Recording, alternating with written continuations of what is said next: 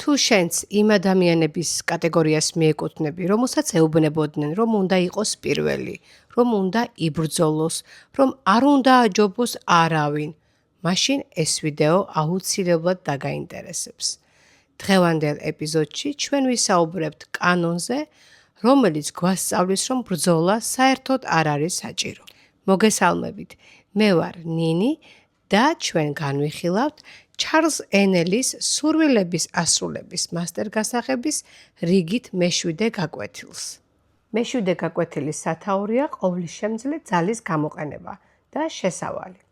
ადამიანს ყველა დროში სჯეროდა უხილავი ძალის, რომლისგანაც და რომლის საშუალებითაც სამყაროში ყველაფერი შეიქმნა. ჩვენ შეგვიძლია მოვახდინოთ ამ ძალის პერსონიფიცირება და დავარქვათ მას ღმერთი. ან წარმოვიდგინოთ როგორც უსახო არსება, ყველგან მყოფი სული. შედეგი ნებისმიერ შემთხვევაში ერთნაირია და მართლაც ასეა, უხსოვარი დროიდან ადამიანებს სჯეროდათ სხვადასხვა უხილავი ძალის, რომლებიც მათ სურვილებს ასრულებდა. ხანდახან ისინი ეთაყვანებოდნენ მზეს, ხან მთვარეს, ხან ზევსს და ასე შემდეგ. მაგრამ პერსონიფიცირებისთვის ადამიანებმა დაარქვეს ღმერთი და ჩვენ შეგვიძლია ღმერთი მოვიაზროთ როგორც უსახო სული, არსება, რომელიც არის ყველგან მყოფი და ყოვლისშემძლე. თუ ინდივიდუმზე ვილაპარაკებთ, მისთვის ობიექტური ფიზიკური ხილული ისაა, ისი შემეცნებაც გრძნობის ორგანოებით ხდება. პირადი ცნობიერია, უსახო კი შეესაბამება მთელს დანარჩენ ყოფიერებას. არა ცნობიერებს საკუთარ თავს, ამიტომაც უწოდებენ ქვეცნობიერს. პირადი ანუ ცნობიერი, მას აქვს ნებისყოფის არჩევის ძალა. ამიტომ შეუძლია აირჩიოს სირთულეების გადაჭრის ხერხები. უსახოს ანუ სულიერს არის რა წყაროს ნაწილი, ნებისმიერი ძალის წარმოშობის ადგილი და მასთან ერთიანი პირიქით არ შეუძლია ასეთი არჩევანის გაკეთება, თუმცა აქვს თავის განკარგულებაში უსასრულო შესაძლებლობები. მას შეუძლია მისცეს და მოგვცეს ისეთი შედეგები, რომელზეც ადამიანურ ანუ პირად გონებას არც კი აქვს წარმოდგენა. მას შემდეგ, რაც ავტორი გვახსენებს, რომ ღმერთი არის ყოვლისშემძლე და ყველგან მყოფი, ის ასევე გვიკეთებს ჩვენი ცნობიერი და ქვეცნობიერი გონების კიდევ ერთხელ დემონსტრირებას. გვახსენებს რა, რომ პირადი იგივე ცნობიერი გონება მუშაობს გრძნობის ხუთი ორგანოს საშუალებით, ანუ მათი დახმარებით ახდენს გარშემო მყოფი მოვლენებისა და სიტუაციების აღქმას და ქვეცნობიერი გონება, რომელიც არის უძლეველი, მაგრამ მართულია ცნობიერი გონების მიერ. ეს ქვეცნობიერი გონება არის სამყაროსეული გონის იგივე ღმერთის ნაწილი. მაგრამ კიდევ ერთხელ ავტორი უსვამს ხაზს იმას, რომ ქვეცნობიერი გონება მიუხედავად იმისა, რომ მას აქვს უსასრულო ძალა, ყოველთვის ემორჩილება ცნობიერ გონებას, ანუ იმას, რასაც ჩვენ გრძნობის ხუთი ორგანოებით აღვიქვამთ. თუ გინდათ გამოიყენოთ უსასრულო პოტენციალი, ისარგებლეთ თქვენი ქვეცნობიერი გონებით. ჩვენს კურსში გადმოცემულია შესანიშნავი ძალის მეცნიერული ახსნა, რომელიც არის თქვენს განკარგულებაში და ეს ძალა უბრალოდ უნდა გაიგოთ, შეაფასოთ და აღიაროთ. მეშვიდე გაკვეთილში აღწერილია ყოვლისშემძლე ძალის ცნობიერად გამოყენების ერთ-ერთი ხერხი. ავტორი გვეუბნება იმას, რომ ჩვენთვის ძალიან მნიშვნელოვანია და ასევე ღირებულია, რომ ვისწავლოთ ჩვენი ქვეცნობიერი გონების შესაძლებლობები და გამოვიყენოთ ის. ავტორი გვკვირდება, რომ მეშვიდე გაკვეთილში იქნება მოცემული ერთ-ერთი ხერხი, რომლის გამოყენების შემთხვევაშიც ჩვენ გვეცოდინება, როგორ უნდა ავისრულოთ სურვილები. და გადავედით თეზისებზე. ვიზუალიზაცია ეს არის აზრობრივი ხატების შექმნის პროცესი, ხოლო ხატი არის ფორმა ან შაბლონი, რომელიც არის ნიმუში თქვენი მომავლისთვის. გახადეთ ეს ნიმუში ლამაზი და ნათელი. ნუ გეშინიათ, გახადეთ იგი გრანდიოზული. გახსოვდეთ, რომ თქვენს თავზე შეზღუდვების დადება მხოლოდ თქვენ შეგიძლიათ. თქვენ არ ხართ შეზღუდული არც ფასში, არც მასალაში. აიღეთ შთაგონება უსასრულოდან. ააგეთ მომავალი თქვენს წარმოდგენაში. იგი იქ უნდა ჩანდეს უფრო ადრე, ვიდრე სადმე სხვაგან. გახადეთ აზრობრივი ხატი, ნათელი და მკაფიოდ გამოხატული. მყარად შეინახეთ იგი ტვინში და თანდათან, მაგრამ მუდმივად თქვენ მიაახლოვებთ მას თქვენთან. თქვენ შეგიძლიათ იყოთ ის, ვინც გინდათ რომ იყოთ. პირველ სამ თეზისში ავტორმა მოგვიყვანა ერთ-ერთი უმძლავრესი მეთოდი, რითიც შეუძლია ადამიანს გახდეს ის, ვინც უნდა რომ გახდეს, ანუ რომლის საშუალებითაც ადამიანს შეუძლია აისრულო სურვილები, ეს არის ვიზუალიზაცია. და ეს ტექნიკა დღეს უკვე საკმაოდ ცნობილი ტექნიკაა და გამოიყენება ძალიან ბევრ პრაქტიკაში. ავტორი გვიხსნის, რომ ვიზუალიზაცია ეს არის აზრობრივი ხატების შექმნის პროცესი. ანუ ჩვენს გონებაში წარმოქმნილი სურათების შექმნის პროცესი. ჩვენს გონებაში მუდმივად ტრიალებს სხვადასხვა სურათები და ამ სურათების ხარისხი დამოკიდებულია იმაზე, თუ რა გამოცდილებები დავაგროვეთ ჩვენ ცხოვრებაში. ეს გამოცდილებები თავის მხრივ გულისხმობს სამეგობრო წრეს, სამუშაო გარემოს, ოჯახის წევრებს და მათთან ურთიერთობებს.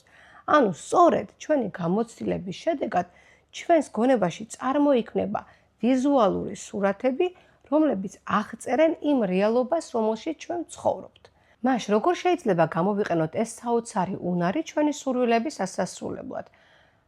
ვიზუალიზაციის ტექნიკის საშუალებით ჩვენ უნდა წარმოვიდგინოთ სასურველი სცენარი, მაგრამ ეს სცენარი უნდა იყოს მკაფიოდ მოხაზული, ზუსტი და ჩვენ მას არ უნდა ვცვლიდდეთ. ანუ როცა ავირჩევთ ჩვენს იდეალურ მომავალს, მასზე შევქმნით ალბათ ჩანაწერს, მე ჩანაწერებს ვუწევ ძალიან დიდ რეკომენდაციას და ამ ჩანაწერის მიხედვით ვაკეთებთ ვიზუალიზაციას. მე ხშირად ვამბობ, რომ ჩვენს გონებას ახასიათებს აზრების ხშირი ცვლა, ანუ ძალიან გვიჭირს ერთსა და იმავე რაღაცაზე ფოკუსირება. აქედან გამომდინარე, თუ ჩვენ გავაკეთებთ ჩანაწერს იმ იდეალური მომავლისა, რომელიც გვინდა რომ გქონდეს, ეს ძალიან გაგვიმარტივებს საქმეს და სანამ დავჯდებით ვიზუალიზაციის შესასრულებლად, ამ ნაწერს თუ გადავიკითხავთ, უფრო ადვილად შევძლებთ იმ სურვილის წარმოსახვას, რომელიც გვაქვს ჩვენ ფურცელზე მოცემული. ამიტომ თქვენც დაიმეგობრეთ ფურცელი და კალამი და ეცადეთ, რომ ყველა თქვენი სურვილი გქონდეთ დაწერილი თქვენს საყვარელ ბლოკნოტში. პირველი ნაბიჯი, იდეალიზაცია. ეს ასევე ყველაზე მნიშვნელოვანი ნაბიჯია, რადგანაც ეს არის გეგმა, რომლითაც ააშენებთ. იგი უნდა იყოს მყარი, იგი უნდა იყოს მტკიცე, იგი უნდა იყოს ხანგრძლივი. არქიტექტორი 30 საათულიანი შენობის პროექტირებისას წინასწარ ხაზავს თითოეულ ნახას და დეტალს. ინჟინერი ხეობაზე ხიდის აშენებისას თავიდან ამოწმებს მილიონი ცალკეული დეტალის მახასიათებელს. და როგორც უკვე გითხარით, სანამ დაიწყებთ ვიზუალიზაციაზე მუშაობას, იქამდე აუცილებელია იდეალიზაცია, ანუ თქვენი სურვილის მკაფიოდ დეტალურად წარმოდგენა. და ავტორს მოყავს მაგალითი არქიტექტორზე, მანამ სანამ დაიწყება შენობის მშენებლობა, არქიტექტორი დეტალურად ხაზავს შენობის ყველა მახასიათებელს და შემდეგ უკვე ამ ნახაზის მიხედვით ხდება შენობის აგება. თქვენც ასე, მანამ სანამ დაიწყებთ თქვენს გონებაში ვიზუალური სურათების წარმოსახვას, იქამდე ძალიან მნიშვნელოვანია გქონდეთ გაკეთებული თქვენი სურვილის იდეალიზაცია. შემდეგ მოდის ვიზუალიზაციის პროცესი. თქვენ უნდა ხედავდეთ ყველაფერს სულ უფრო და უფრო დეტალურად. ხედავდეთ დეტალებს და იმის მიხედვით, თუ როგორ დაიწყებენ დეტალები გახსნას, გაიხსნებიან გეგმის განხორციელების გზებიც და ხერხებიც. ერთს მეორე მოჰყვება, აზრს მოჰყვება ქმედება, ქმედება მოძებნის ხერხებს, ხოლო ხერხები მოძებნიან მეგობრებს, ხოლო მეგობრები შექმნიან გარემოებებს და ბოლოს გაკეთდება მესამე ნაბიჯი ხორცს შესხმა. ესე იგი, მას შემდეგ, რაც ჩვენ გავაკეთებთ იდეალიზაციას, უნდა დავიწყოთ ვიზუალიზაცია. ანუ მას შემდეგ, რაც გავაკეთებთ იდეალიზაციას, უნდა დავიწყოთ ვიზუალიზაცია. ანუ იმ სურათების მკაფიოდ წარმოსახვა, რომელიც ფურცელზე გქონდა გაწერილი, ეს სურათი წარმოსახვისას უნდა იყოს ძალიან მკაფიო და ფერადი.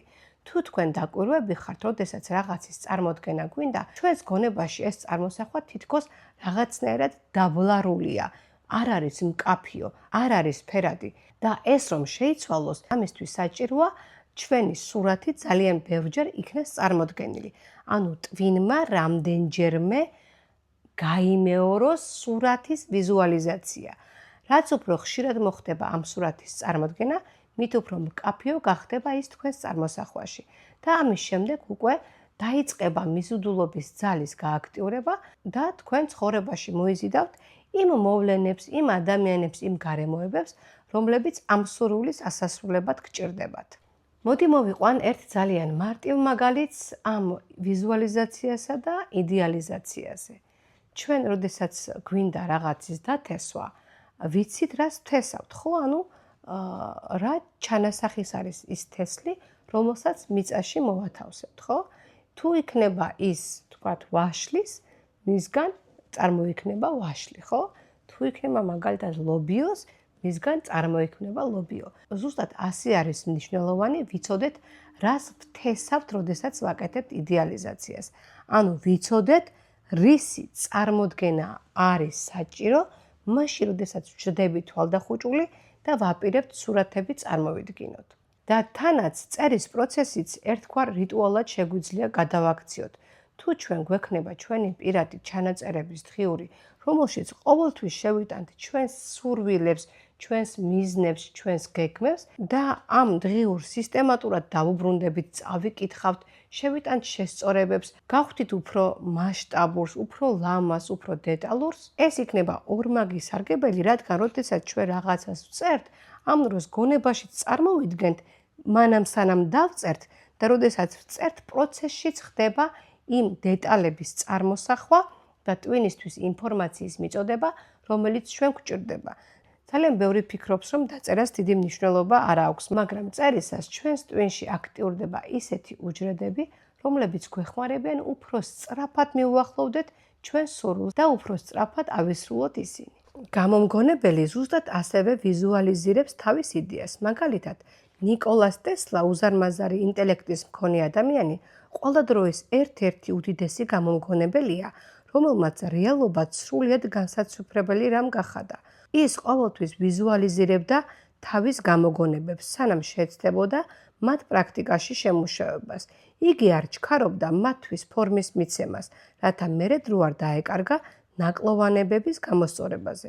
შექმნიდა რა იდეას თავის წარმოსახვაში, იქ ინახავდა მას, როგორც აზრობრივ სურათს, რათა შემდეგ გადაეკეთებინა და გაეუმჯობესებინა აზრის საშუალებით. ამგვარად წერდა ნიკოლას ტესლა. მე შემიძლია სწრაფად განვავითარო და სრულყო კონცეფცია და არაფერს არ შევეხო, როცა გამოგონებაში ყველა გაუმჯობესებას შევიტან, რომლის მოფიქრებასაც შევძლებ და ვერსად ვერ ვნახავ ნაკლს, ჩემი ტვინის ნაწარმოებს ვაძლევ კონკრეტულ ფორმას. ჩემი მოწყობილობა ყოველთვის მუშაობს ისე, როგორც ჩავიფიქრებ 20 წლის მანძილზე, არც ერთი გამონაკლისი არ მქონია. ავტორს მაგალითად მოყავს ნიკოლას ტესლა, უდიდესი გამომგონებელი და თქვენ ალბათ ძალიან კარგად იცით ინფორმაცია ამ ადამიანის შესახებ და ეხლა დროს არ დავკარგავ მასზე საუბრით, უბრალოდ ის ამბობს, რომ იყენებდა ვიზუალიზაციის ტექნიკას, მაგრამ მანამ სანამ მუშაობა შეუდგებოდა და მანამ სანამ თავის გამოგონებებში რაღაცა ცვლილებებს შეიტანდა ფიზიკურად, ის ჯერ გონებაში ამუშავებდა ყველა დეტალს, ანუ აკეთებდა მისი იდეალის ვიზუალიზაციას და ყველა ნაკლოვანებებს ასწორებდა.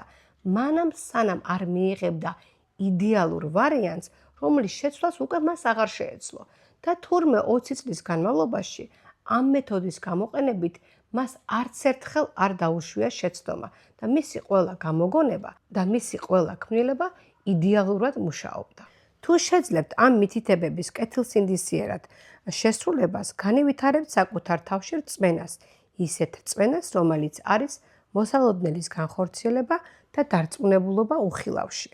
თუ თქვენ განავითარებთ ისეთ დარწმუნებულობას, რომელსაც მიჰყავს მდგრადობამდე, სიმამაცემდე, თქვენ განივითარებთ კონცენტრირების უნარს, რომელიც საშუალებას მოგცემთ, გამორიცხოთ ყველა აზრი იმ აზრების გარდა, რომლებიც თქვენს მიზანთან არის დაკავშირებული.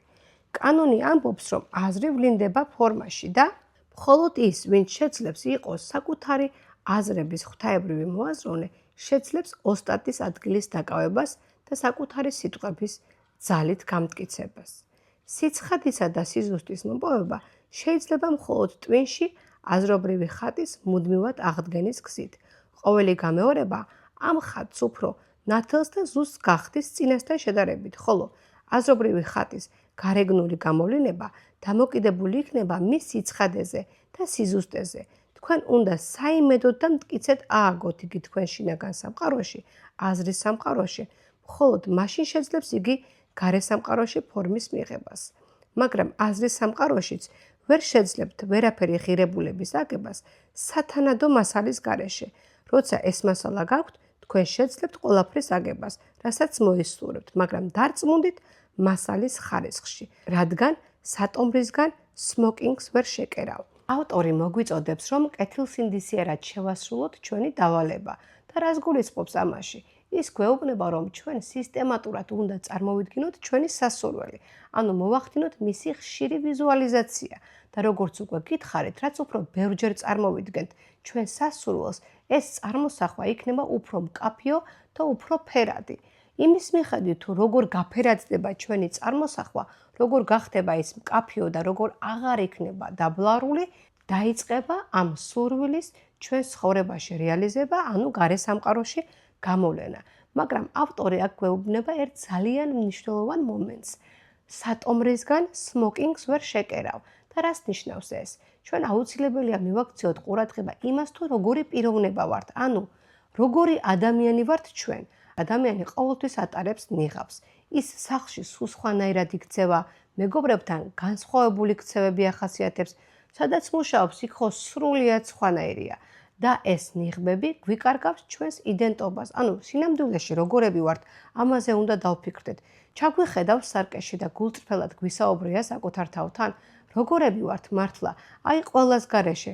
როგორი ვარ, როცა არ მიყურებენ, როგორი ვარ, როცა არ მაკვირდებიან, როგორი ვარ სინამდვილეში, ვარ კეთილი, ვაკეთებ კეთილ საქმეებს, რამდენად ვარ სამართლიანი პიროვნება, რამდენად შეესაბამება ჩემი პიროვნება იმ სურვილს, რომელსაც მინდა რომ მივაღწიო.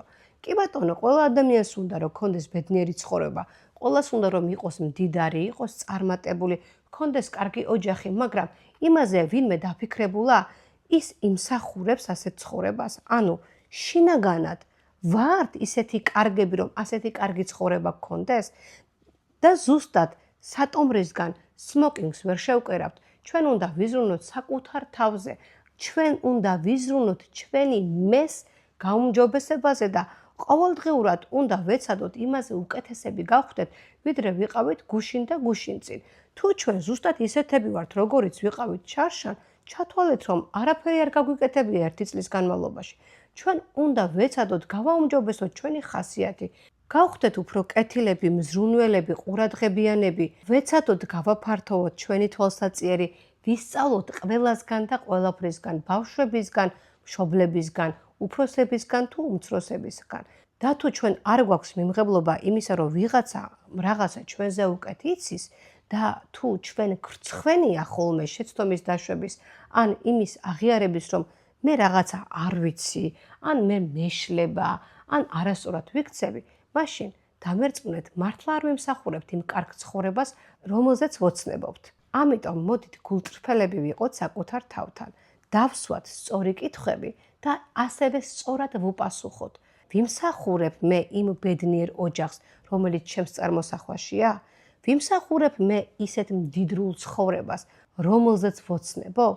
თუ ფიქრობთ, რომ იმსახურებთ, ეს ძალიან კარგია, მაგრამ ჩემს შემთხვევაში მე ყოველთვის ვცდილობ რაღაცა ვისწავლო, რაღაცა დავხვეწო საკუთარ თავში, თუნდაც მანერებში, თუნდაც საუბარში. აი ახლა მაგალითად რომ შეადაროთ ჩემი დღევანდელი ვიდეო, აი დღეს ვწერ მე-7 ეპიზოდს, ხო? ჩემი დღევანდელი მე-7 ეპიზოდი, პირველ ეპიზოდს დამერწმუნეთ, უნდა ნახოთ ცვლილება უკეთესობისკენ. თუ მე ეს ცვლილება ვერ გავაკეთე 1-დან 7-მდე, ესე იგი მე აღარ განვითარებულ ვარ. და თქვენც ასე ეცადეთ, რომ იმ საქმიანობაში, რომელსაც ეწევით, რასაც არ უნდა აკეთებდეთ, გახდით უკეთესები, აჯობეთ საკუთარ თავს ყოველდღიურად. ეს არის ის ინსტრუმენტი, რომელიც დაგეხმარებათ სწრაფად ზრდაში. და თუ თქვენ იფიქრებთ, რომ მე ყველაფერი ვიცი, არაფრის სწავლა არ მჭირდება, შენ რა უნდა მასწავლო, შენ საერთოდ ვინ ხარ? თუ ასეთი ფიქრები გაქვთ, ხალხო, ეს ძალიან ცუდია. ამით მე არაფერი არ დამაკლდება. თავისთავად ეხა ცუდი კომენტარს მაქსიმუმ ცუდ კომენტარს თუ დაწერთ და თუ მეწყინება და ეგ არის. თორემ მე თქვენი ცუდი კომენტარით ხო და ცუდი შეხედულებით ხო არაფერი არ დამაკლდება. ისევ თქვენთვის იქნება ეს ცუდი, იმიტომ რომ ცუდს თუ იტყვით, ისევ ცუდი გიბრუნდებათ, ხო, ჩემგან თუ არა, სხვისგან მაინც. და მე თუ თქვენ რაღაცას გასწავლით, ისევ ჩემი გამოცდილებიდან გასწავლით, რომ მე საკუთარ თავზე დავაპრაქტიკე ის, რომ ვეჯიბრები ჩემს თავს ყოველდღიურად, ყოველთვიურად, ყოველწლიურად. მართლა აი აქვეც მაქვს, ჩემი ჩანაწერების რვეული, სადაც ვინიშნავ ჩემს გეგმებს, ვინიშნავ თქვათ იმას, რაც არ მომწონს და ვცდილობ რომ შევცვალო და ეს არის ძალიან კარგი მეთოდი. საკუთარი თავის შესწავლის მეთოდი. რა ვიცი, ჩემთვის ეს ყველაზე ღირებულია იმ საქმიანობაში, რასაც ვაკეთებ, როცა ვაკურდები ჩემს თავს და ვცდილობ იმაზე უკეთესი გავხდე, ვიდრე გუშინ და გუშინ წინ ვიყავი. ეს ჩემგან ძალიან მორიდებული რჩევა, იმედი არავინ არ განაწყენდებით, რომ ასეთ რაღაცას გასწავლით, მაგრამ საკუთარ თავზე რახან დავტესტე და დავაპრაქტიკე და გაამართლა, ამიტომ მინდა ვისაც მიმღებლობა აქვს, რომ ისწავლოს და გაიზარდოს და განვითარდეს, ეს რჩევა გავუზიარო. ჩვენ უნდა დავთესოთ თესლი და სიმშვიდეში დავტოვოთ ის. ეს არნიშნავს, რომ ვიჯდეთ და არაფერი ვაკეთოთ. არავითარ შემთხვევაში ჩვენ კიდევ ვიშრომებთ, უკეთესად ვიშრომებთ. ჩვენთვის მუდმივად წარმოიშვება ახალი არხები. ჩვენს წინაშე გაიღება ახალი კარები. ჩვენ მხოლოდ უნდა შევინარჩუნოთ გონების უწინაზრახობა და მზად უნდა ვიყოთ მოქმედებისთვის, როცა ამის დრო დადგება. აქ ნახეთ, რას გვეუბნება ავტორი. ხომ გვასწავლა ვიზუალიზაციის ტექნიკა და გითხრა, რომ ის უნდა გავიმეოროთ სისტემატურად. ანუ დღეში ერთხელ თვალდახუჭულ მდგომარეობაში ჩვენ უნდა წარმოვიდგინოთ ჩვენი სასურველი. ეს არის უკვე პრაქტიკული მუშაობა.